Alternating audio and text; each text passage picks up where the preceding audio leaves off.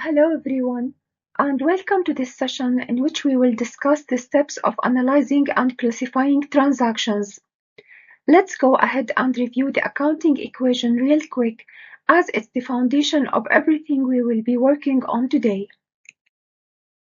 What is accounting equation?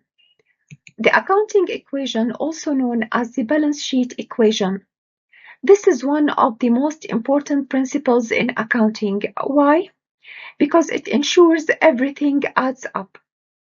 It states that a company's total assets must always equal the sum of its liabilities and shareholders' equity. If they don't, it indicates an issue in the financial records. Think of it as the backbone of the balance sheet. Without it, the entire financial structure could collapse. Another key point is that the accounting equation relies on a double-entry accounting system. In this system, every transaction affects at least two accounts. The formula is simple. Assets equal liabilities plus equity.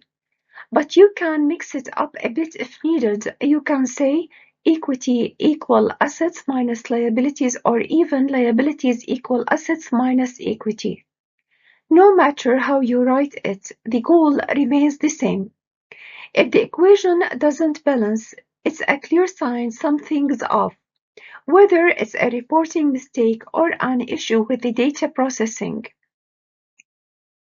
The accounting equation provides balance in financial records and is essential for accuracy and consistency. However, it has certain limitations that we need to understand. First, imagine having to manually update this equation after every single transaction. For businesses with hundreds or thousands of transactions, this process would become cumbersome and inefficient. It could require significant time to keep recalculating the equation, which could ultimately delay decision-making. Second, as transactions accumulate, keeping track of specific items like cash or liabilities becomes more challenging. Individual details can easily get lost, and while it's possible to summarize them later, doing so is often time-consuming and impractical, especially for large organizations. So how can we address these challenges? The solution lies in analyzing and classifying transactions. Rather than updating the equation every time, we classify transactions based on items found in the balance sheet and income statement. These classifications, known as accounts, provide a structured and efficient way to record increases and decreases. By organizing data into accounts such as cash, accounts payable, or equipment, we can maintain clarity and track the flow of resources over time.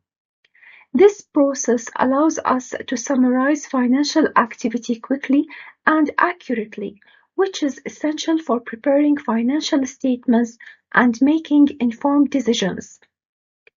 In summary, while the accounting equation serves as a strong foundational framework, the use of accounts to analyze and classify transactions is what makes financial reporting both manageable and insightful. Next, we'll explore the key steps for analyzing and classifying transactions, starting with the T account.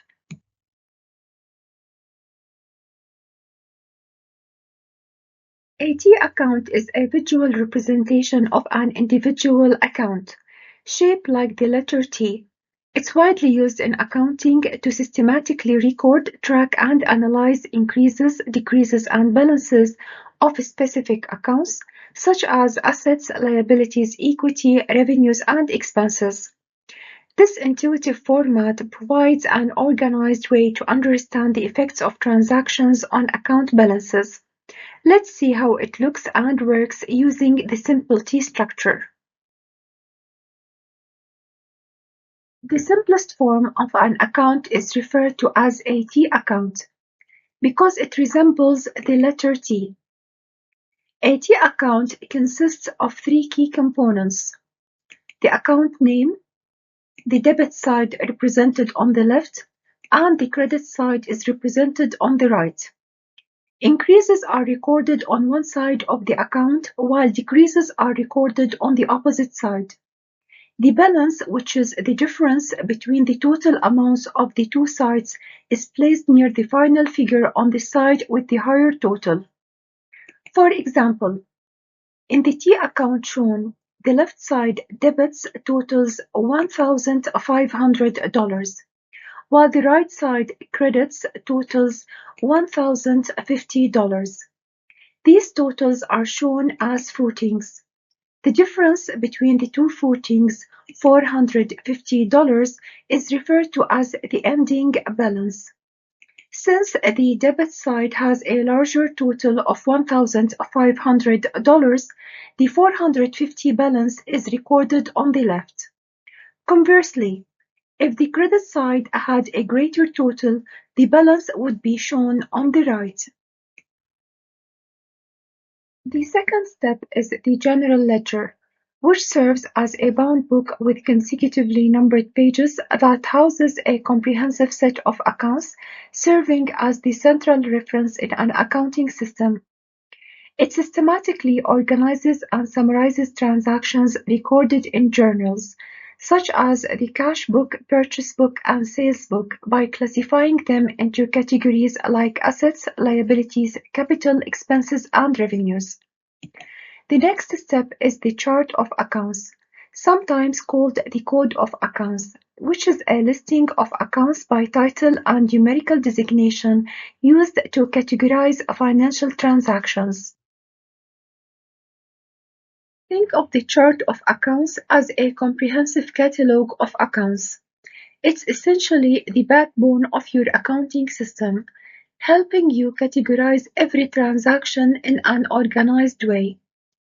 It categorizes these transactions into 5 primary accounts: assets, liabilities, equity, expenses, and revenue. This structure provides clarity by grouping similar transactions.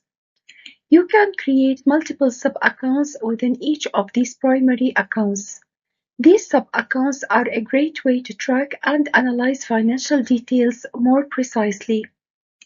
The chart of accounts is also designed to be flexible. As businesses grow, they may need to add new accounts or categories for expansion without requiring a complete overhaul of the accounting system. Another key feature is its ability to make sense of extensive financial data by systematically organizing transactions. It helps businesses understand their financial history and see the bigger picture. Finally, it plays a critical role in aiding decision-making and reporting. Next, we'll see how it's organized using a simple numbering system. And here's how it works. The first digit of the account number indicates the major category the account belongs to. For example, if the account number starts with 1, it's an asset. If it starts with 2, it's a liability. If it starts with 3, it's capital or equity, and so on. The second or third digit in the number helps us pinpoint the exact position of the account within that group. In a more common two-digit system, we assign blocks of numbers. Assets might use the range from 11 to 19. Liabilities could be from 21 to 29.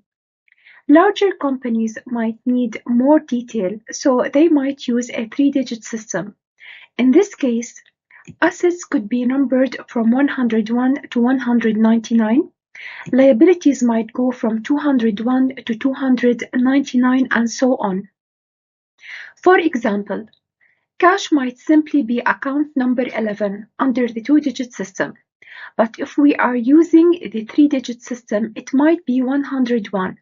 And it doesn't stop there. The system allows us to get even more specific. For example, if we want to track cash in different banks, we might have 101 for cash at Arab Bank, 102 for cash at Jordan Islamic Bank, and so on. This numbering system makes it easy to organize and manage accounts. especially as a business's number of accounts grows.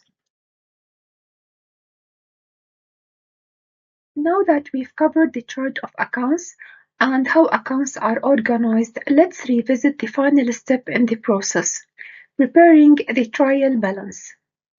The trial balance is a bookkeeping worksheet that presents or compares the balances of all general ledger accounts at a specific point in time.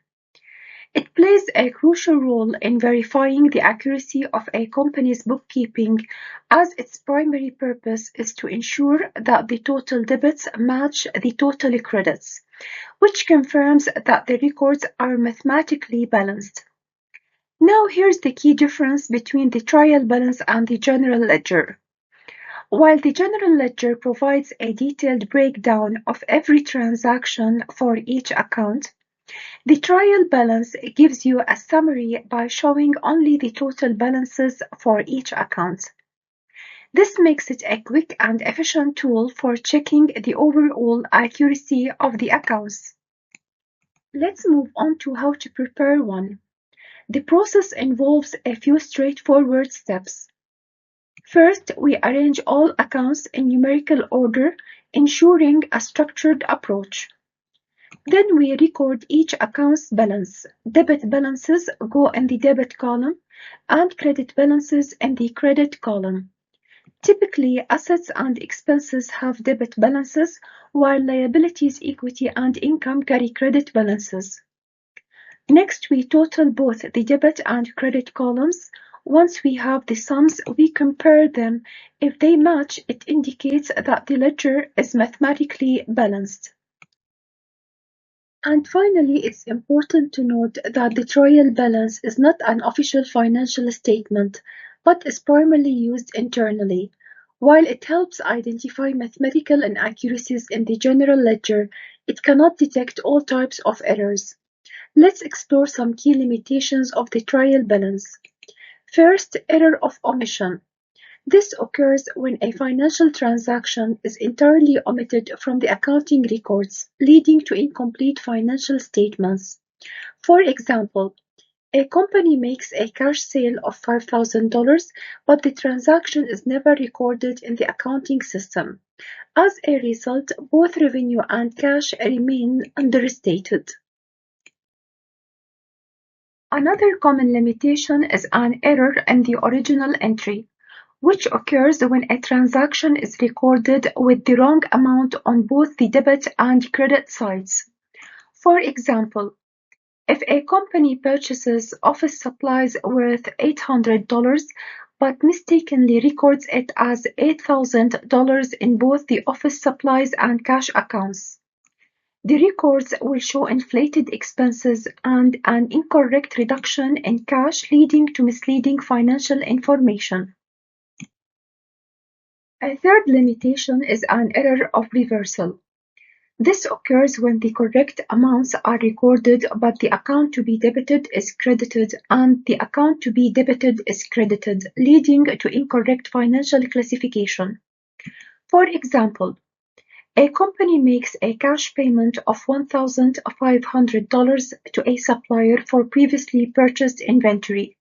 Instead of recording the correct entry, the accountant mistakenly reverses the debit and credit accounts. And finally, the principal error, which arises when a transaction is recorded in the wrong type of account, violating accounting principles. Let's say a company receives an invoice for $1,500 from a supplier for office furniture purchased on credit. Since office furniture is a long-term asset, the correct journal entry would be to debit office furniture and credit accounts payable. However, a principal error occurs when the purchase is mistakenly recorded as an expense instead of an asset. So if the accountant debits office supplies expense instead of office furniture, the total amount remains the same, but the classification is wrong. This mistake understates the company's assets and overstates expenses, which can mispresent financial statements. With this, we come to the end of this session. Until we meet again, thank you all for listening. Goodbye.